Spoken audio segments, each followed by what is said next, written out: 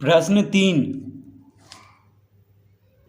निम्नलिखित में से किसमें शून्य निरूपित नहीं होगा? तो पहला में क्या दिया हुआ है? 1 जोड़ 0। तो 1 जोड़ 0 बराबर क्या होगा? 1। देखिए पहला में दिया हुआ है 1 जोड़ 0, तो 1 और 0 को जोड़ेंगे तो 1 आएगा। दूसरा विकल्प में क्या दिया हुआ है? 0 गुना 0, तो 0 गुना 0 हो जाएगा 0। तीसरा में 0/2,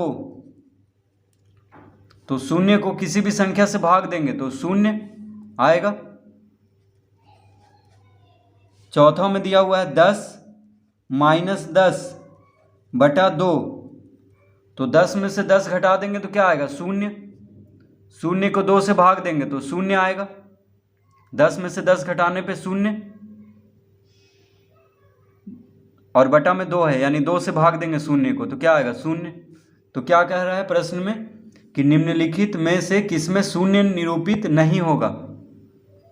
तो देखिए शून्य निरूपित नहीं होगा ये कह रहा है, तो इसमें भी 0 आया है, इसमें भी 0 आया है और इसमें भी 0 आया है हल करने पे।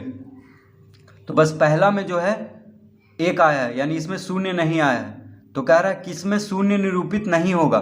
तो पहला इसका उत्तर होगा, पहला विकल्प, यानी 1 जोड़ 0 में शून्य निरूपित नहीं होगा। बाकी सब में देखिए 0 आ रहा है, 0 गुना 0 0, 0 को किसी भी संख्या से भाग देंगे तो 0 आएगा। और यहाँ पे भी देखिए 0/2 क्या हो जाएगा? 0। तो किसमें शून्य निरूपित नहीं होगा? तो बस पहला इसका उत्तर होगा, विकल्प पहला, यानी 1 जोड़ 0 में शून्य निरूपित नहीं होगा। ठीक है, तो इस तरह प्रश्न 3 हल करेंगे। प्रश्न 4, यदि दो पूर्ण संख्याओं का गुणनफल 0 है तो क्या हम यह कह सकते हैं कि इनमें से एक या दोनों ही 0 होने चाहिए? उदाहरण देकर अपने उत्तर की पुष्टि कीजिए। तो प्रश्न 4 में कह रहा है यदि दो पूर्ण संख्याओं का गुणनफल 0 है तो देखिए 0 गुना 0 भी 0 आएगा, ये भी दोनों पूर्ण संख्या है। 0 क्या है? पूर्ण संख्या है। और 0 गुना कोई भी संख्या करेंगे, 0 गुना 1 भी 0 आएगा, 0 गुना 2 भी 0 आएगा। ठीक है, तो इसमें कोई ज़रूरी नहीं है कि एक ही दोनों संख्या को 0 होना, कोई ज़रूरी नहीं है। तो कह रहा है यदि दो पूर्ण संख्याओं का गुणनफल 0 है तो क्या हम कह सकते हैं कि इनमें से एक या दोनों ही 0 होने चाहिए? तो इसमें हम सिर्फ एक ही संख्या 0 होना चाहिए, क्योंकि अगर दूसरा संख्या 0 नहीं भी है तो देखिए 0 गुना 1 क्या आया? 0 आया। तो इसमें क्या होना चाहिए कि सिर्फ एक संख्या बस 0 होना चाहिए, तो क्या हो जाएगा? उसका गुणनफल क्या होगा? 0 होगा। तो इसका उत्तर में हम बस लिख देंगे 0 गुना 1 बराबर क्या होता है? 0। तो कह रहा है उदाहरण देकर अपने उत्तर की पुष्टि कीजिए। तो यहाँ पे हम बस क्या लिख देंगे? 0 गुना 1 बराबर 0, यानी 0 को किसी भी पूर्ण संख्या से गुना करेंगे।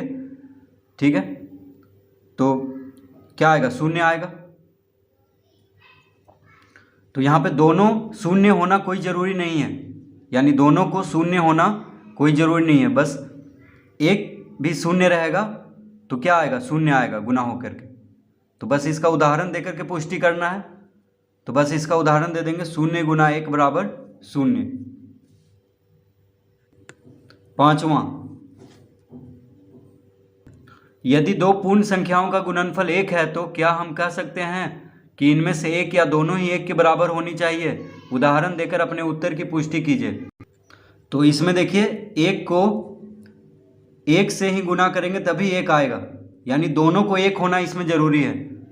तो कह रहा है यदि दो पूर्ण संख्याओं का गुणनफल 1 है तो क्या हम कह सकते हैं कि इनमें से एक या दोनों ही 1 के बराबर होनी चाहिए? तो देखिए दोनों ही 1 के बराबर होगा तभी उसका गुणनफल 1 आएगा। ठीक है, अगर हम यहाँ पे कोई और संख्या ले लेते हैं, जैसे मान लीजिए हम यहाँ पे ले लेते हैं 1 गुना 5, तो क्या आएगा? 5 आएगा। 1 तो आ नहीं रहा है, हमें 1 लाना है गुणनफल। ठीक है, तो इसलिए दोनों 1 होना जरूरी है, तभी 1 आएगा। तो कह रहा है यदि दो पूर्ण संख्याओं का गुणनफल 1 है तो क्या हम कह सकते हैं कि इनमें से एक या दोनों ही 1 के बराबर होनी चाहिए? तो लिखेंगे इसमें दोनों ही 1 के बराबर होनी चाहिए। तो उदाहरण देकर अपने उत्तर की पुष्टि करना है। तो देखिए उदाहरण हम दे देंगे, 1 गुना 1 बराबर क्या होता है? 1। तो इसमें दोनों संख्या 1 के बराबर होनी चाहिए, तभी उसका गुणनफल क्या आएगा? 1 आएगा। और प्रश्न 4 में दोनों पूर्ण संख्याओं में से बस एक पूर्ण संख्या को शून्य होना चाहिए, तो शून्य आ जाएगा। कोई जरूरी नहीं कि दोनों ही शून्य हो, ठीक है, क्योंकि शून्य से कोई भी पूर्ण संख्या गुना होगा तो क्या आएगा? शून्य आएगा। तो इस तरह प्रश्न 4 और 5 हल करेंगे।